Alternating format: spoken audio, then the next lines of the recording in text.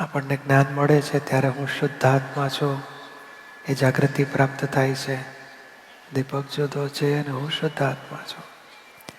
દીપક જે કરે તે આપણને સમજણ પ્રાપ્ત થાય છે કે આ જન્મ્યો ત્યારથી મરતા સુધી ડિસ્ચાર્જ છે. જે ગયા ભાવમાં ચાર્જ કરેલું, જેવા ભાવે જે બીજ નાખેલા એ બધા એક પછી એક ફળ આપીને ઠેઠ આયુષ કર્મ પૂરું થાય ત્યાં સુધી એક કર્મ ફળ આપશે. ડિસ્ચાર્જમાં આપણું કરતાપણું કેટલું? ખાવામાં હોય કરતા, મેં 2 ને બદલે 3 લાડવા ખાઈ નાખ્યા કે છે. પછી જલ્દી બહાર કાઢો તો કે ના, એ આપણા હાથમાં નથી. એ ડિસ્ચાર્જ છે. પાવર ભરાય છે એ કંઈક અંશે આપણા હાથમાં છે. પછી પાવર ભરાયેલો, પછી પૂતળું જેમ ચાર્જ થયેલો પાવર નાખીએ એટલે ઢીંગલું પછી ચાલે, બોલે, હાલે, ફરે. I am sleepy, good morning, thank you, good night બધું બોલે. તેથી કરીને જીવતું નથી, પાવર ભરેલું છે. પાવર પૂરો થશે એટલે ડિસ્ચાર્જ પડી જશે. પછી આ ડિસ્ચાર્જ પૂતળોથી પોતે જુદો પડ્યો છે. આ ડિસ્ચાર્જ પૂતળો જે કરે એનો પોતે કરતા હોઈ શકે જ નહીં. કે જેવા ભાવે જેમ ભમરડો વીંટ્યો પછી ફેંક્યો તો ભમરડો ફરવો તો કે હું કેટલું સરસ ફર્યો. આપણે ભમરડાને કે તું આ બાજુ ફર, તું આ બાજુ ફર, કશું સમજે નહીં. એવું આ પૂતળું, આત્મા સિવાયનો ભાગ પૂતળું છે અને ભમરડા જેવું છે અને ડિસ્ચાર્જ સ્વરૂપે છે. ડિસ્ચાર્જને એનાથી સારું થાય તો મેં કર્યું એવું થઈ જાય છે અજ્ઞાનતામાં. ખરાબ થાય આ લોકો બગાડ્યું કે છે, સાથ નથી આપતા, આવા છે તેવા છે. પણ ખરેખર થઈ રહ્યું છે, ઇટ હેપન્સ થઈ રહ્યું છે, એને હું કરું છું માને છે. અને એ જ સંસારમાં કર્મ બીજનું કારણ છે. અને આપણે હવે ત્યાં જાગૃત રહેવું છે. થઈ રહ્યું છે એ અવસ્થા માત્ર કુદરતી રચના છે, જેનો કોઈ બાપોએ રચનાર નથી. અને તે વ્યવસ્થિત છે. અવસ્થા માત્ર result of scientific circumstantial evidence છે. એનો કરતા પોતે નથી, જ્ઞાતા દ્રષ્ટા છે. એટલે દરેક સ્ટેજે જે ફાઇલ ઊભી થઈ તો કે વ્યવસ્થિત મોકલી. કામ થયું તો કે વ્યવસ્થિત કરતા, કામ બગડ્યું વ્યવસ્થિત થયું, ના થયું, મોડું થયું, બગડ્યું વ્યવસ્થિત. કોઈ કરતા ના દેખાયો એ આપણા જ્ઞાનનું જે કેવળ દર્શન આપણને આપ્યું છે એ સ્ટેશને પહોંચ્યા કહેવાય. કંઈ જ કરતો નથી એટલું જ નહીં, તુંય કંઈ કરતો નથી, તેઓ કંઈ કરતા નથી. કેમ તો કે આ ડિસ્ચાર્જ કર્મના આધારે કાર્યો ચાલી રહ્યા છે. જગત એટલે શું? અજ્ઞાનતા એટલે શું? ડિસ્ચાર્જની ભૂલો કાઢવી, ડિસ્ચાર્જની ખોડો કાઢવી, એનાથી જગત ઊભું રહ્યું છે. આવું કરે છે, આ ખોટું કરે છે, સમજતો નથી, આવડવું જોઈએ, કેમ સમજતો નથી, કેમ કરતો નથી, હું કેટલું સરસ કરું. અને એ જ કર્મ બંધાવવાની જગ્યા. આપણને જાગૃતિ પ્રતિથી બેઠી છે. હવે જાગૃતિ વધારવાની જરૂર છે. નિરંતર થઈ રહ્યું છે, ઇટ હેપન્સ, એનો હું કરતા નથી. આ બોલાય છે તે ટેપ રેકોર્ડર છે, વિચાર આવે છે તે પેમ્પલેટ મન બતાડે છે, કાર્યો કરે છે તે ભમરડાની જેમ, પૂતળાની જેમ કાર્યો થાય છે. જો પોતે કરતા હોય ને તો અનુભવમાં આવે કે નથી ગમતા એવાય વિચાર આવે છે. પોતે કરતા હોય તો એવા વિચાર આવવા જ ના દે. પોતે કરતા હોય તો ધાર્યું તેવું બોલી શકે તો કે ના, મારે ભૂલચૂક થઈ ગઈ, ઘણું બોલવું તો પણ બોલાયું જ નહીં, મારે નહોતું બોલવું તોય મારાથી બોલાઈ ગયો. એ પ્રૂવ કરે છે કે આપણા હાથમાં વાણી નથી. વર્તન તો કે એ આપણા હાથમાં નથી. માંદો પડે જ નહીં, ધોળા અવાજ ના દે, કરતલી પડવા જ ના દે, દાઢ દુખવાય ના દે. એટલે એકે વસ્તુ આપણા હાથમાં નથી. વિચાર, વાણી, વર્તન. એથી આગળ બુદ્ધિ, ચિત્ત, અહંકારે હાથમાં નથી. બુદ્ધિ કે છે મેં એવું સમજી ગયો, ફટાફટ કામ પતાવી દીધું, મેં ડિસિઝન લીધું તેથી જ કામ પત્યું. ડિસિઝન એ બુદ્ધિ વ્યવસ્થિતને તાબે લે છે. ચિત્ત આપણા હાથમાં હોય તો ભટકવા જ ના દે, તે વ્યવસ્થિતને આધીન ભટકે છે. અહંકારે હું જ કરું તે વ્યવસ્થિતને આધીન થાય છે ને અજ્ઞાનતાથી માને છે. બાકી એની સહી પણ વ્યવસ્થિતને તાબે જ છે. બોલો, આખો અંતસ્કરણ બાહ્યકરણ બધું થઈ રહ્યું છે, ઇટ હેપન્સ છે.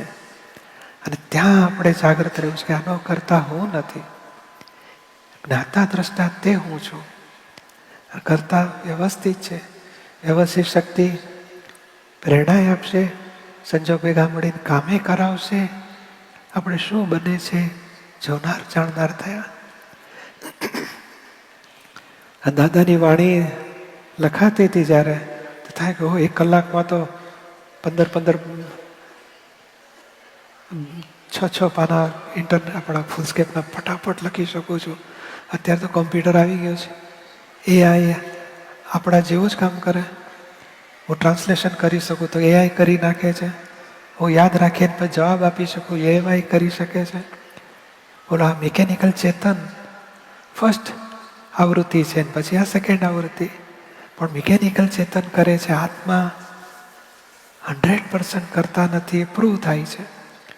હું લખી શકું છું, વાંચી શકું છું, ટ્રાન્સલેશન કરી શકું છું, બોલી શકું છું. ફક્ત આ રોબોટ ખાતો નથી, એને સંડાસ જતો નથી, બાકી આપણા જેવું બધું જ કામ કરે છે. અને આપણે આ ફાઇલ 1 એ રોબોટ જ છે. ડિસ્ચાર્જ રોબોટમાં જેવું ચાર્જ કરેલું છે એવું ડિસ્ચાર્જ કરી શકે, બાકી વધારે કશું ના કરી શકે.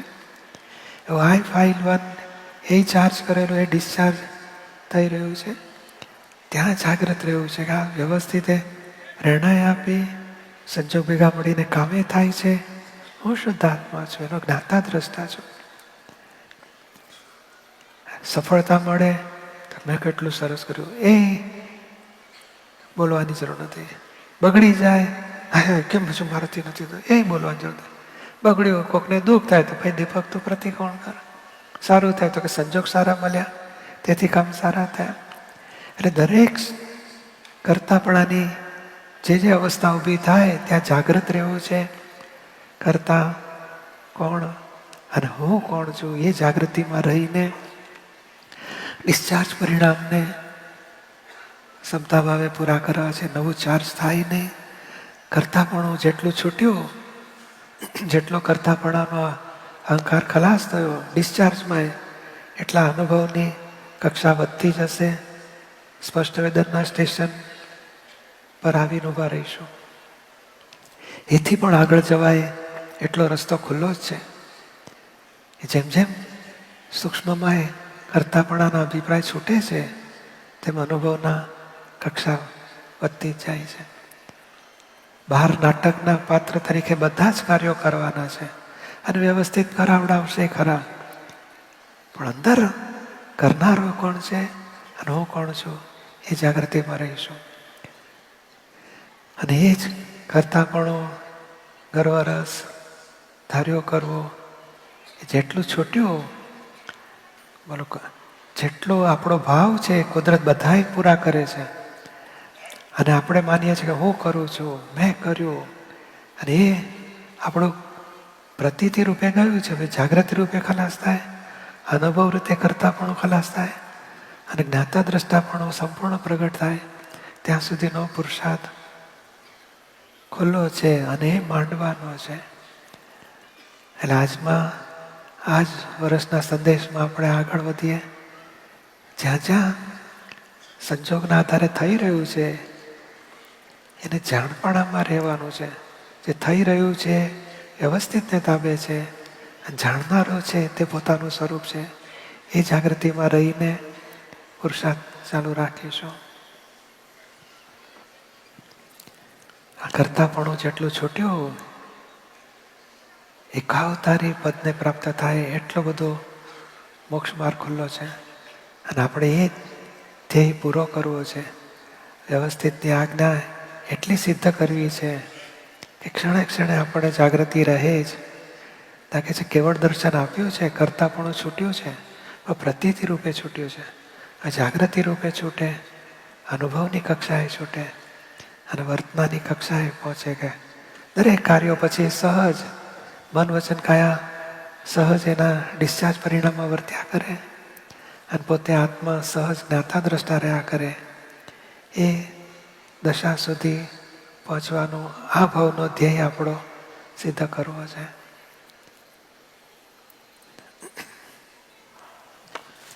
જય સચ્ચિદાનંદ. હવે પૂજ્યશ્રીને ભાવનાની સામાયિક અને ત્યારબાદ મહાત્માઓ માટે વિધિ કરાવવા વિનંતી છે. સરસ, આપણે ભાવનાની સામાયિક કરીશું. દાદાએ આપણને આવું જ્ઞાન આપ્યું જે તીર્થંકરોના હૃદયમાં હતું. એમની હાજરીમાં પ્રત્યક્ષ લોકો પામીને મોક્ષે જતા હતા.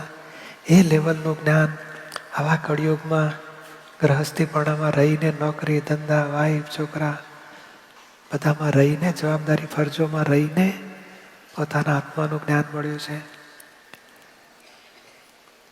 એવા દાદા માટે આપણે શું કરી શકીએ?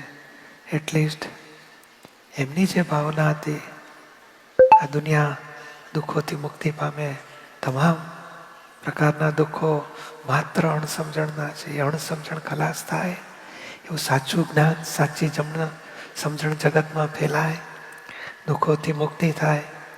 અને એ જ એમની ભાવના પૂરી કરવા માટે નિરૂમાએ કહે ને કે તે વખતે આ તો 75મી સાલમાં નિરૂમા ભાવના કરાવતા હતા. એ જ ભાવના આપણે આજે કરીશું.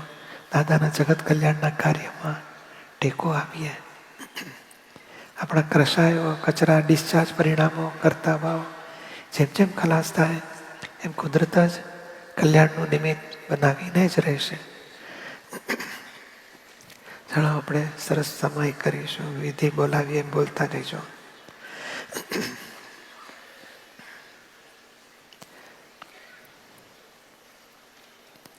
બોલો. હું મન વચન કાયા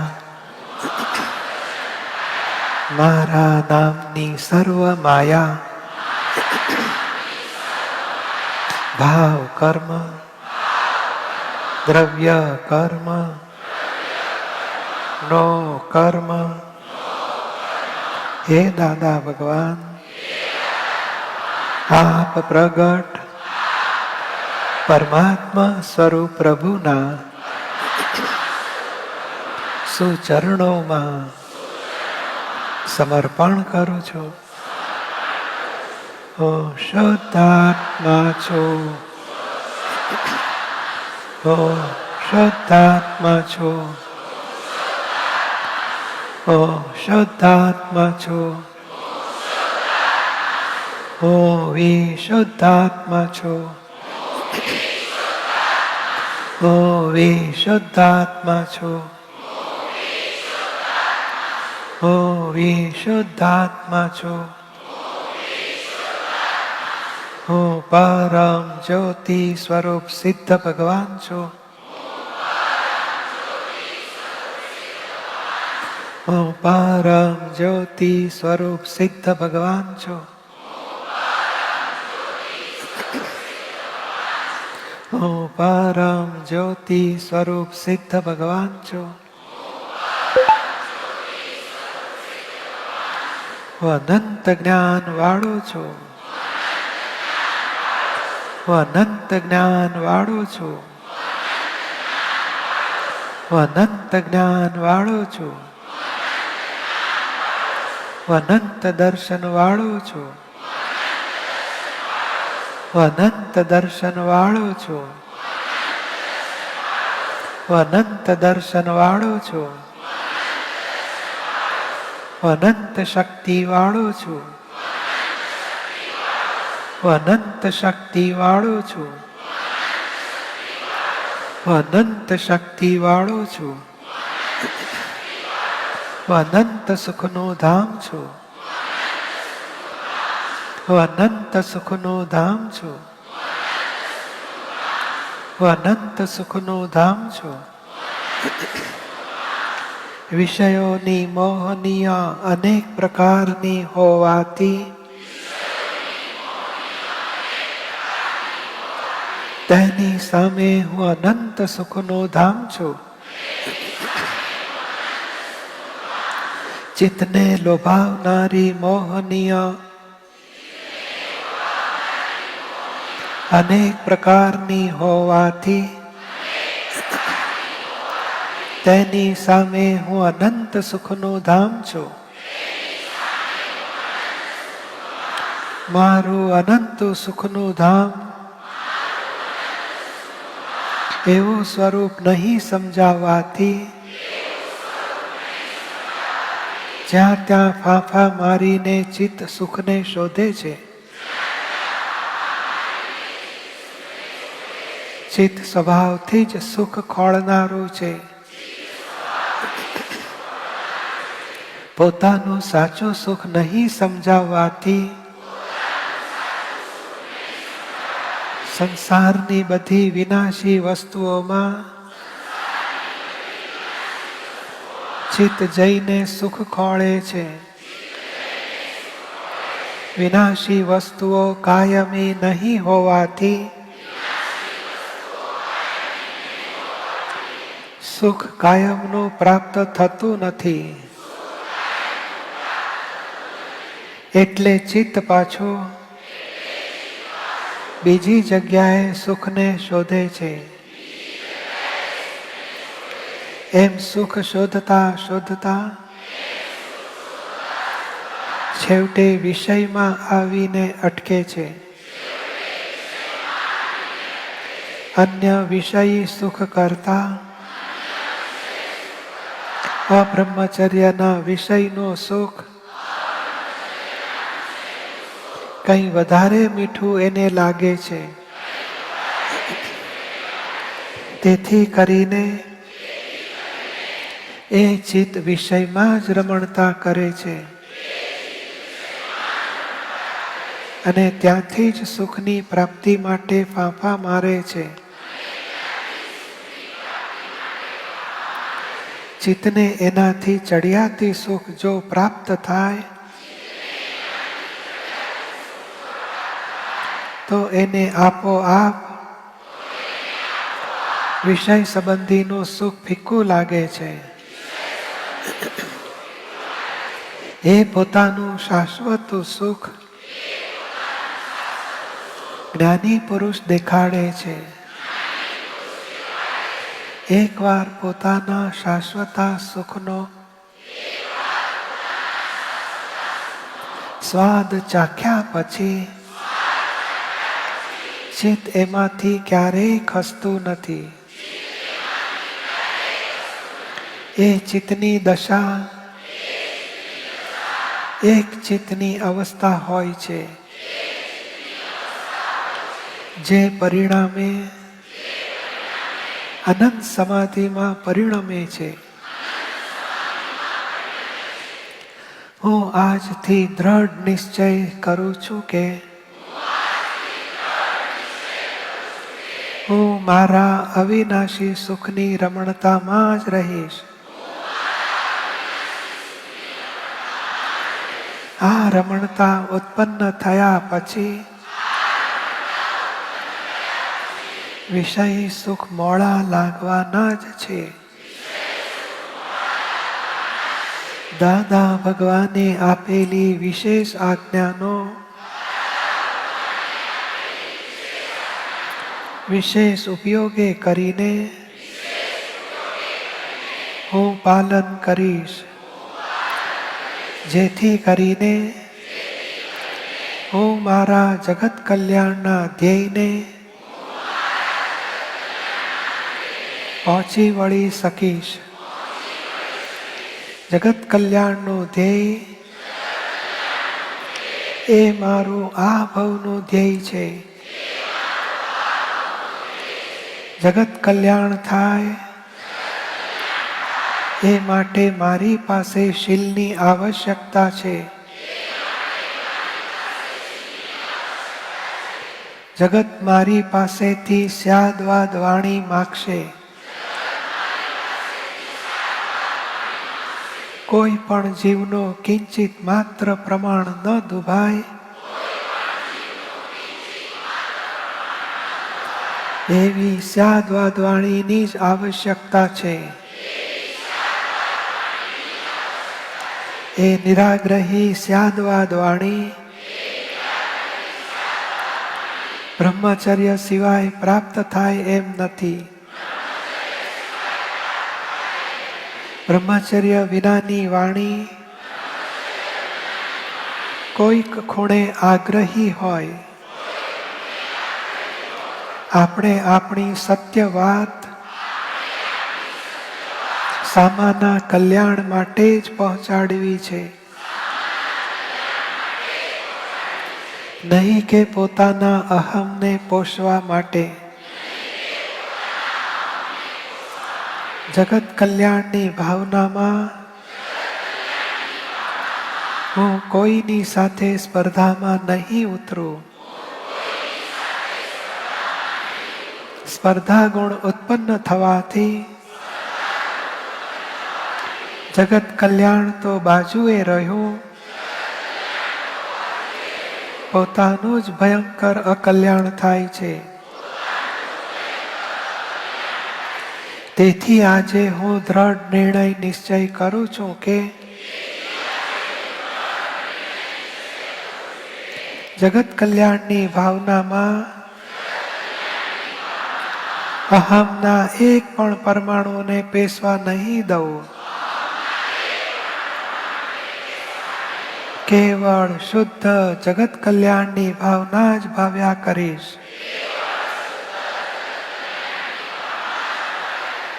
આખા જગતનું કલ્યાણ થાવ, કલ્યાણ થાવ, કલ્યાણ થાવ.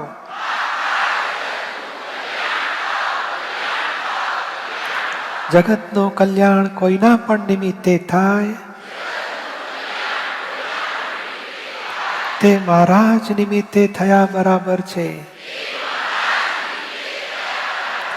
કારણ કે મારું ધ્યેય જગતનું કલ્યાણ થાવ તે જ છે. નિમિત્તની એમાં કોઈ પણ મહત્તા નથી. મારો નિમિત્ત હોય કે અન્યનું નિમિત્ત હોય, મારો ધ્યેય જગતનું કલ્યાણ થાય તે જ છે. તે જેના નિમિત્તે સાર્થક થયો એ મારો ધ્યેય સાર્થક થયા બરાબર જ છે. જે નિમિત્તને જે સંયોગ પ્રાપ્ત થયો તેનાથી જગતનું કલ્યાણ થાવ, એમાં મારા જ ધ્યેયનું સાર્થકપણું છે. તેમાં તેટલો જ આનંદ મારો છે. આજે હું દ્રઢ નિર્ણય નિશ્ચય કરું છું કે જગત કલ્યાણના નિમિત્તને હું જોયા કરું. પછી જે નિમિત્તે જગતનું કલ્યાણ થાવ તે નિમિત્તને મારી શુભેચ્છાઓ પાઠવો. જગતનું કલ્યાણ કરવા નીકળી પડેલા સર્વ નિમિત્તો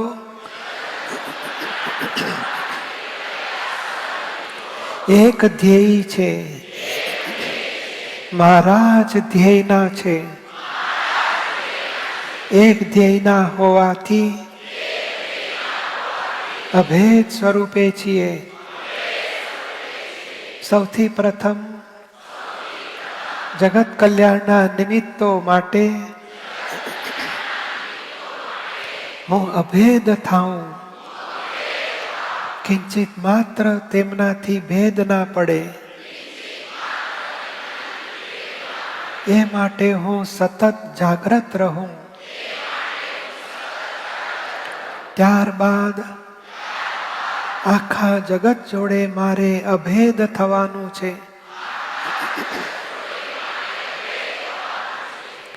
આખા જગત જોડે અભેદ થયા બાદ હું મારા અંતિમ ધ્યેયે પહોંચી શકીશ. અભેદતા ઉત્પન્ન થયા સિવાય મારી વાત કોઈ સ્વીકારશે નહીં.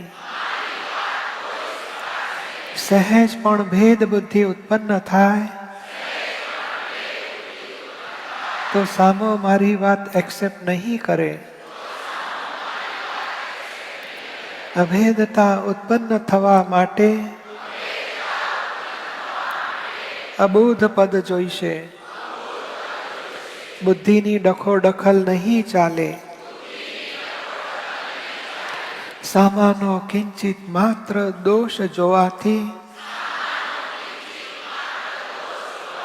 ભેદ બુદ્ધિ ઉત્પન્ન થાય છે.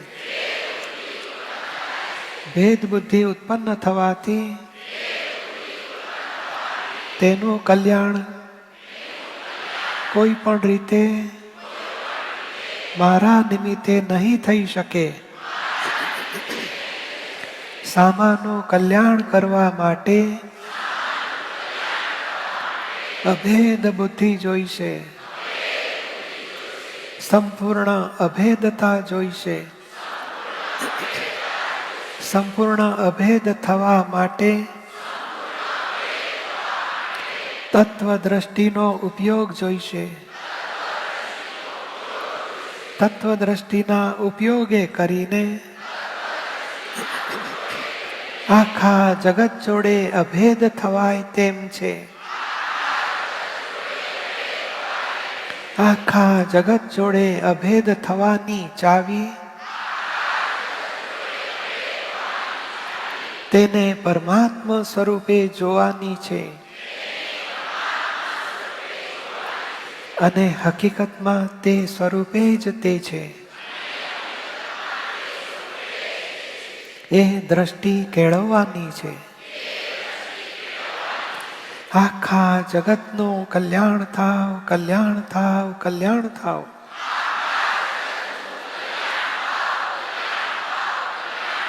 આ પ્રાપ્ત મન વચન કાયા જગત કલ્યાણ અર્થે ફના થઈ જાઓ. આ મન વચન કાયા એ મારી માલિકીના નથી. આ મન વચન કાયા મેં જ્ઞાની પુરુષના ચરણોમાં અર્પણ કર્યા છે. અને જ્ઞાની પુરુષે એમના મન વચન કાયા આખા જગતને અર્પણ કર્યા છે. એટલે મારા મન વચન કાયા પણ જગતને આખા જગતને અર્પણ થાય છે. આ મન વચન કાયા આખા જગતનું કલ્યાણ થવામાં જ વપરાવ.